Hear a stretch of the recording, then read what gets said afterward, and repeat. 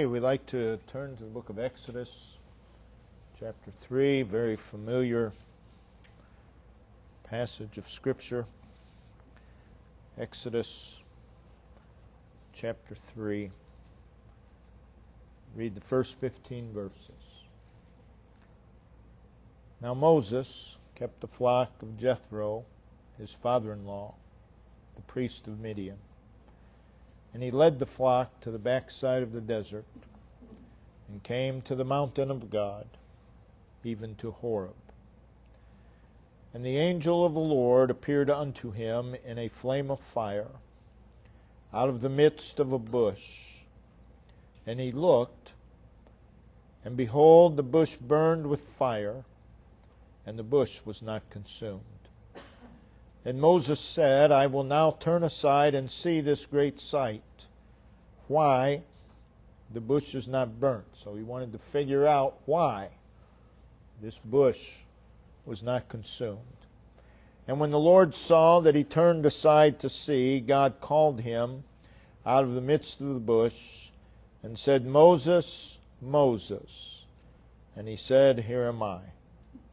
And he said, Draw not nigh hither.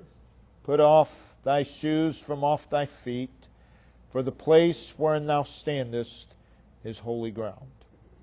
Moreover, he said, I am the God of thy father, the God of Abraham, the God of Isaac, and the God of Jacob. And Moses hid his face, for he was afraid to look upon God. And the Lord said, I have surely seen the affliction of my people, which are in Egypt, and have heard their cry by reason of their taskmasters. For I know their sorrows. And I am come down to deliver them out of the hand of the Egyptians, and to bring them up out of the land unto a good land, unto a land flowing with milk and honey, unto the place of the Canaanites, the Hittites, the Amorites, and the Perizzites, and the Hivites, and the Jebusites. Now therefore, behold, the cry of the children of Israel is come unto me, and I have also seen the oppression wherewith the Egyptians oppress them. Come now, therefore, and I will send thee unto Pharaoh, that thou mayest bring forth my people, the children of Israel, out of Egypt. And Moses said unto God, Who am I, that I should go unto Pharaoh, and that I should bring forth the children of Israel out of Egypt? And he said, Certainly I will be with thee, and this shall be a token unto thee that I have sent thee. When thou hast brought forth the people out of Egypt, ye shall serve God upon this mountain. And Moses said unto God, Behold, when I come unto the children of Israel, and shall say unto them, The God of your fathers hath sent me unto you, and they shall say unto me, What is his name? What shall I say unto them? And God said unto Moses, I am that I am. And he said, Thus shalt thou say unto the children of Israel, I am, hath sent me unto you.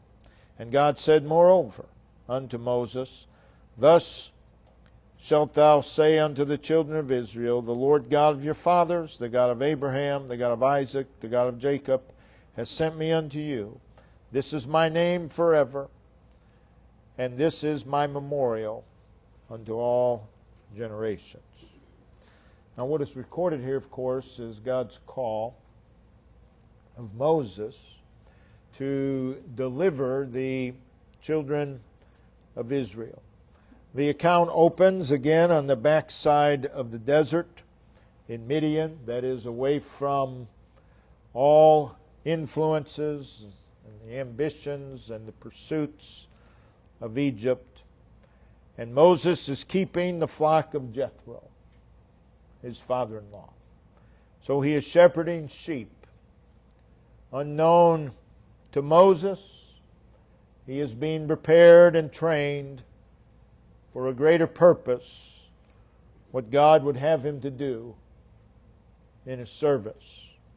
Not only on the backside of the desert, but more specifically, it says that he came to the mountain of God, even to Horeb. Horeb is the name of the mountain range, and the mountain of God is Sinai, a particular mountain in that range. So throughout the Old Testament, Sinai is a place of God's glory. It is a place of God's calling, a place of communion with God, a place of revelation, a place of peace, a place of power. In verses 1 through 6, we read of the manner in which God appeared to Moses. In verses 7 through 10, God reveals to Moses what He will have him to do. And then in verses 11 through 16, God is telling Moses, Moses, you need to look beyond what I'm telling you to do and see me. And see me. And our subject is looking beyond the service to the one who is served. And that's so important. So let's go over the account. Mount Sinai, verse 2, we read that the angel of the Lord appeared unto him. Now, I believe such appearances were pre-incarnate appearances of Christ. We are told how this appearance took place. In verse 2, in a flame of fire. A literal fire. A literal flame. Out of the midst of a bush. And then we are told that though the bush burned with fire, the bush was not consumed. So Moses sees this bush inflamed, but the bush remains. No harm to the bush whatsoever. He sees fire engulfing the bush, but the bush is unaffected by the fire. Moses can see the destroying power of fire upon the bush, yet the bush is not destroyed. Now I believe it is first and foremost a picture of Jesus Christ, but it is also a picture of how God would use Moses. In verse 3, Moses drew closer in order to discover why. That's what it says there in verse 3. Why? He wants to know why this bush is not burnt. So God would, through this burning bush, get the attention of Moses. And with the attention of Moses upon the bush, we read in verse 4 that God called him. Out of the midst of the bush there came a voice. Out of the midst of the bush, out of the midst of the fire. And said, Moses, Moses. So there is this amazing sight, a bush on fire, yet the bush is not consumed. And then out of the midst of the bush comes the all-powerful voice of the Lord, saying, Moses, Moses. It is God saying, Moses, I'm talking to you. I'm talking to you. So it's a call to attention. And if we're ever going to serve the Lord, we must be brought to this place where God is talking to us. God is talking to us. And He has our attention. And we know that God is talking to us. And we hear God addressing us personally. Without that, you and I will not truly serve God. That has to happen, or we will not truly serve God. So what we read here is the captivating presence of God. Oh, how we need that today. The captivating presence of God. Now notice the response of Moses. Here am I. 3 words.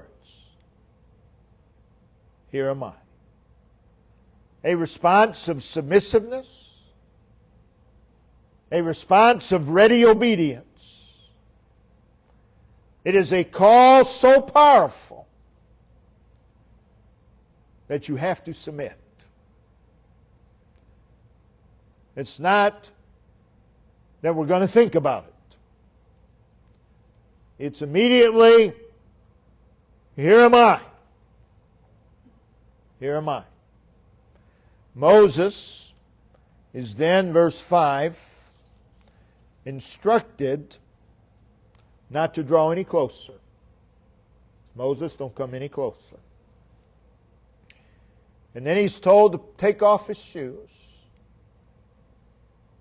from off thy feet. Now, the Lord could have said, Moses, take off your shoes. But he says, put off thy shoes from off thy feet.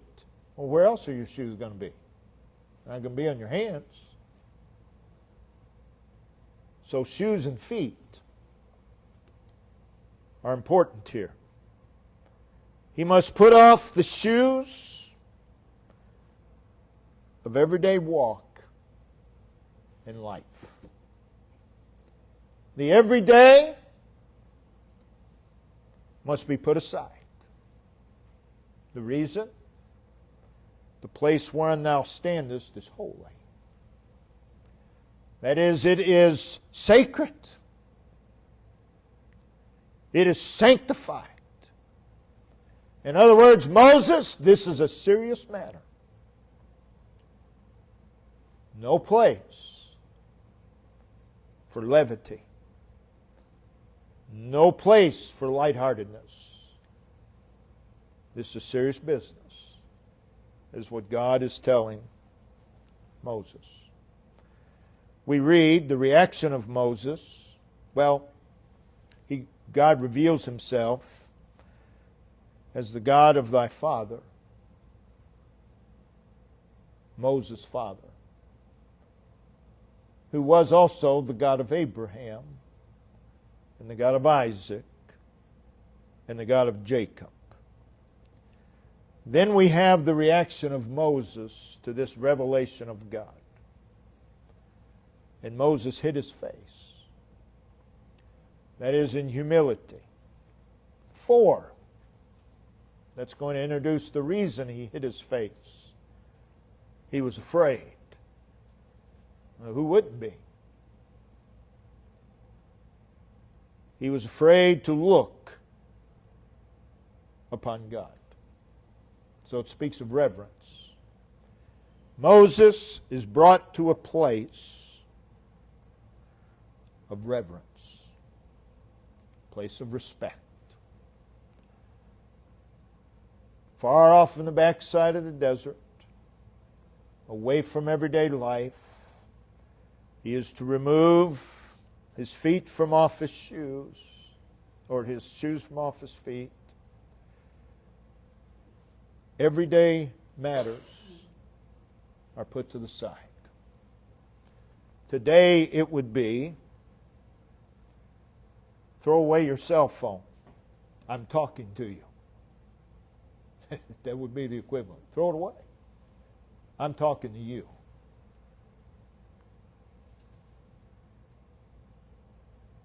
And it would have to be the all-powerful voice of God to throw that cell phone away and say, Lord, here am I. Because that's what it's going to take. Just get rid of all the everyday life stuff and pay attention to God.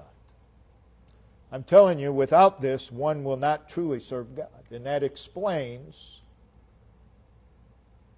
why there is so much unfaithfulness today in the service of the Lord.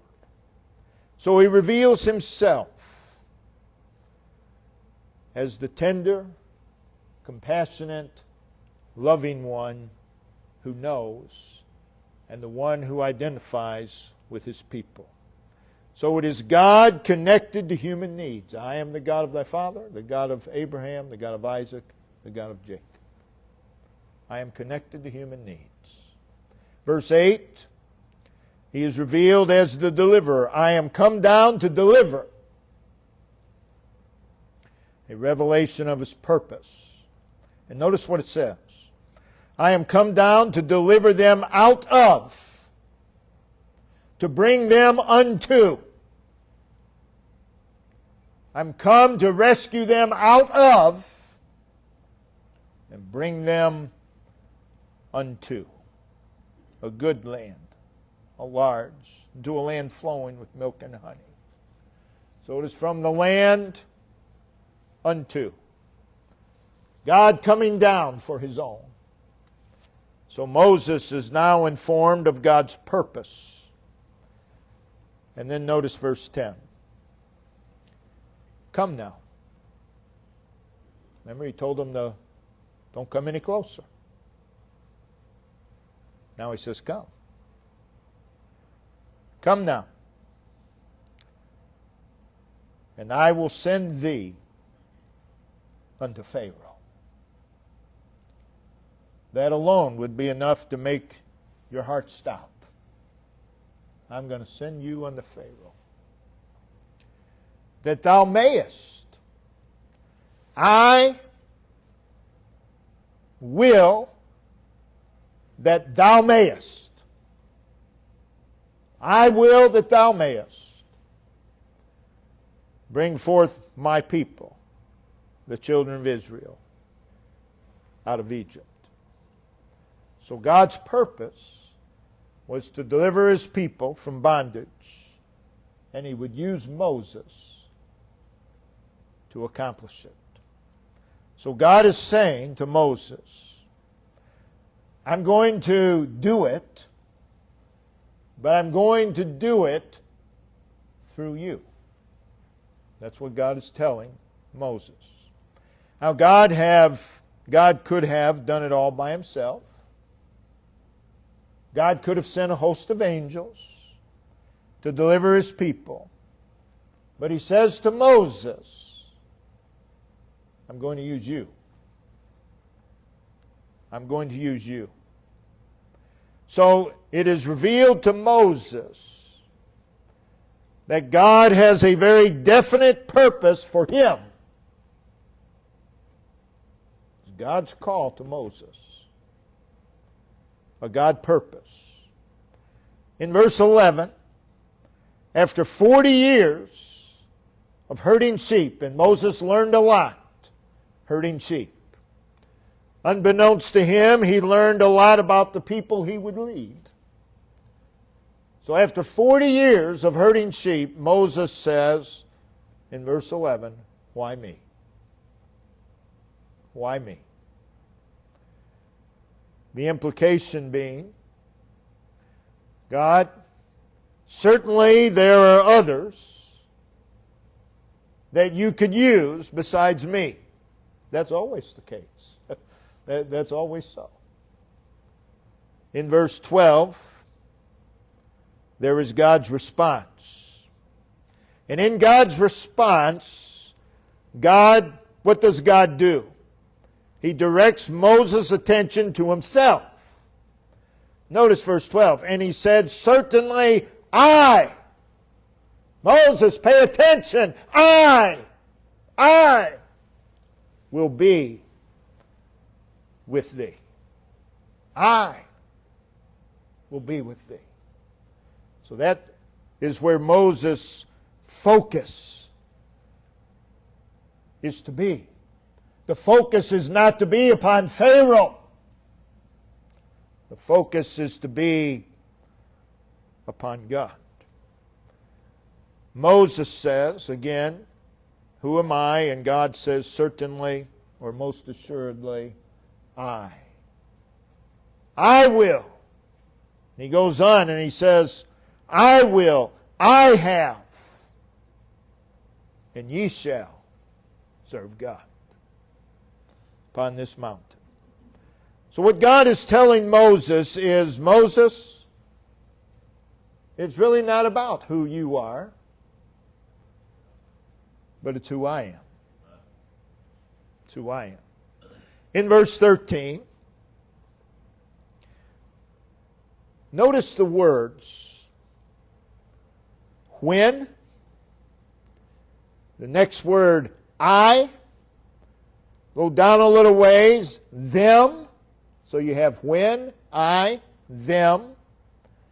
Go down toward the end of the verse, you have what, again you have I, and again you have them. When such and such happens, what shall I say unto them? So, when, I, them, what? Those are all obstacles in Moses' mind. God answers in verses 14 and 15. So let's look to that. God pointing Moses now to beyond the when and the I and the them and the what. He is now going to tell Moses, Moses, look beyond when, look beyond I, look beyond them, look beyond what, and see me. And see me. So before God ever told Moses what he would have him to do, what did he do? He drew the attention of Moses to himself. Verse 6 saying, I am. That is, Moses, this is who and what I am. I am the God, the Elohim of thy father, the God of Abraham, the God of Isaac, the God of Jacob. It is not, I am the God of thy father, and of Abraham, and of Isaac, and of Jacob. It is, I am the God of thy father, the God of Abraham, the God of Isaac, the God of Jacob. That's what it is. Very specific. He is their God collectively. But more importantly, He is their God individually. I am the God of thy father, the God of Abraham, the God of Isaac, the God of Jacob. I was God to each one of them. They each had their own experience with God. And if you could bring each one of them up here and say to them, tell us your story, they each would tell of individual experiences of God. Same God. Same God. I am the God of thy father, the God of Abraham, the God of Isaac, the God of Jacob. I am, present tense, the God. The Elohim, emphasizing His power, His supremacy, and His faithfulness. To each one individually, He manifested and proved Himself. So the words, thy father, and then Abraham, and then Isaac, and then Jacob. Those are different generations. Those are different personalities. Those are different circumstances. Those names. And then it comes to the God of the God of, the God of, the God of. So you have different generations, different personalities, different circumstances, but the same God. And so it is today. So it is today. I am the God of Abraham. That's a reminder of God's promise. Abraham, in the light of the nation of Israel, is the seed. Isaac is the first fruit. What that means is there's more to come. And Jacob is the harvest. That is, he would become the tribes that would make up the nation. So God is saying, Moses, this is before he even told him what he was going to have him to do. Before he tells him that, he reveals himself. And he says, Moses, you can depend upon me. You can depend upon me. And that has been manifest in who I was to Abraham, to thy father, who I was to Abraham, who I was to Isaac, and who I was to Jacob. He is God. And he would have us to know that before he tells us what he would have us to do. You need to know who I am. And if you're going to serve God, you got to know who he is, or you won't serve him. It's as simple as that. Why do people, they appear to serve God for a few days, and then they take a vacation for 9 months, and then they come back for another few days? Because they don't know who God is. They don't know who he is. And they just go in spurts. So before God tells us what to do, he reveals himself. The reason is, if we're going to do what God tells us to do, we have to know who he is. We have to know who we serve. Your father, Abraham, Isaac, and Jacob. All sinners. Every one of them. God would have us to know, I'm the God of sinners. I'm the God of sinners. The God of Abraham. I am the one who keeps his promise. Again, this is before he tells Moses what he's going to have him do. I am the God of Isaac. The one who provides. I am the God of Jacob.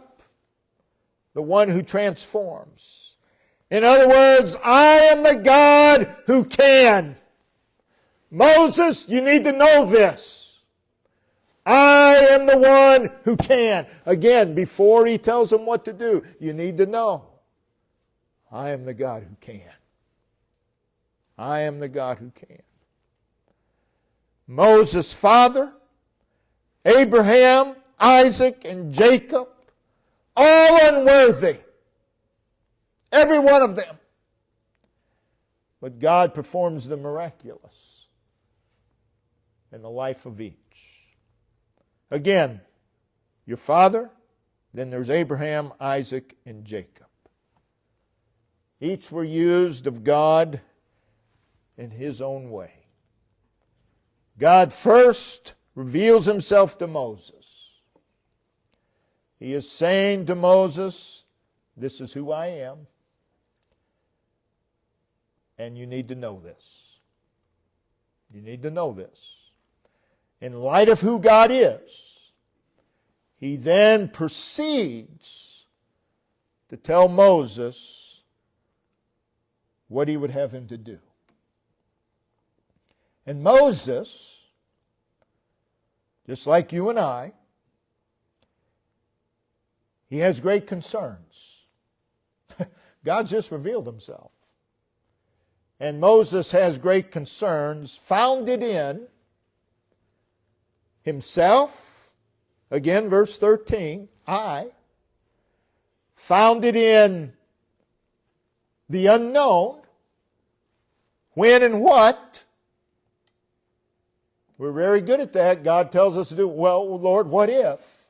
That's what Moses is doing.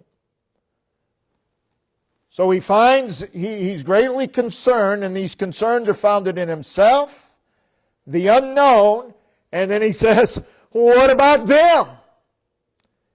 And the perceived problems. Is the people, your people, they're going to be a problem. What about them? And in response to this, what does God do? He further reveals himself. Because God is the answer. God is the answer to all of our perceived problems, to all of our concerns. God responds by just revealing himself. Verse 14, and God said unto Moses, I am that I am. He is saying, I am what I was, and I am what I shall be. I shall be what I was. I shall be what I am. I was, I am, I will always be. In other words, I am who I am. I am who I am. Not only I am, but I am that I am. God's response to Moses' concerns was God defined himself in the only way that God can be defined, by himself. That's the only way you can define God. I am that I am. It is a statement as great as God. It is a statement declaring that he is incomparable. It is God equals God. This is his response to the concerns of Moses. It is God saying, I exist, and I exist because I exist. I exist because I'm God. He is declaring he's independent. I am that I am. I am that I am overshadows, verse 13, the I and the them and the they and the when and the what. We need to know that. If we're going to serve God, there's always concerns. And we'll think and think and think the thing to death until we do nothing. And God says, I am that I am. And that overshadows all your concerns. That overshadows the they and the I and the when and the what. I am that I am. God is saying to Moses, Moses, you need to look beyond yourself and see me. And Moses, you need to look beyond the them and the they, and you need to see me. And Moses, you need to look beyond the when and the what, and you need to see me. That's what God is telling Moses. It's what God is telling us. Regardless of the I, regardless of the them, regardless of the they, regardless of the when and what, God is saying, Moses, I'm what you need, and I'll be whatever you need. God is saying, when you face the problem of Pharaoh, and when you face my people, here's what you need to know. Remember who I am. That's all you need to know. Well, what if this problem arises? All you need to know is who God is. And trust that. Trust it. I am that I am. He's saying, Moses, I've told you what to do. You've brought up all your concerns. And in your service of me, and in doing my will, you're going to need something all-sufficient, and I am. I am what you need. He's saying, I am that I am.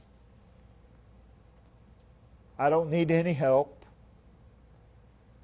to be who I am. I am that I am.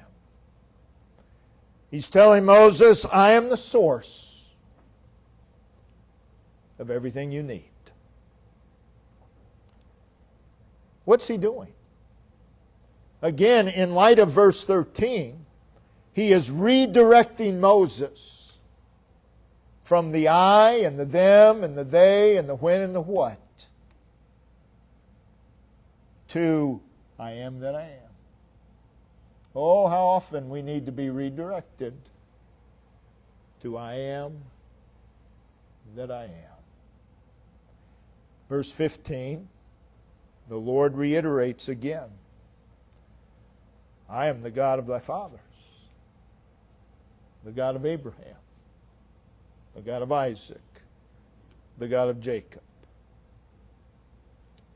Again, in light of I and them and they and when and what, we're not to view these things apart from God. We have that tendency. We see problems. We create problems. We imagine problems. We need to see beyond all of that, or you need to view all of that in light of who God is. Not in light of who we are, but in light of who God is. People all the time, God says, oh, it's so hard. That's because you're doing it the wrong way.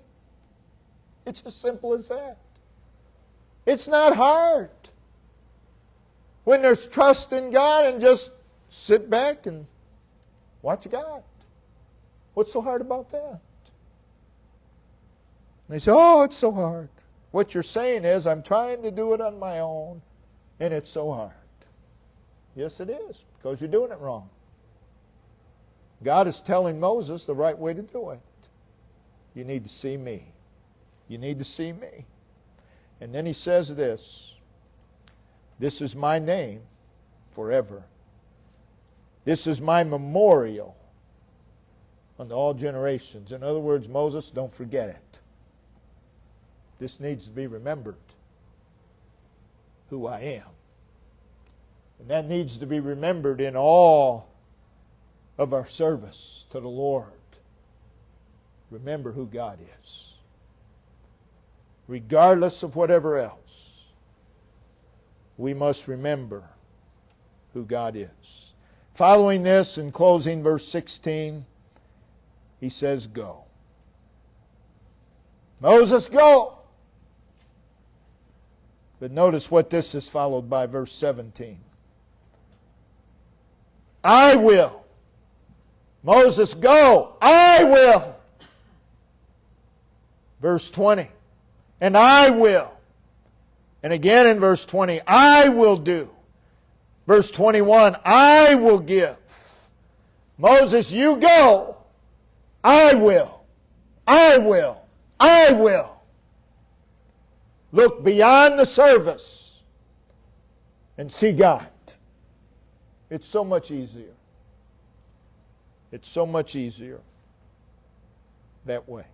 Brother Ben, if you'll come and lead us in verse of song, let's all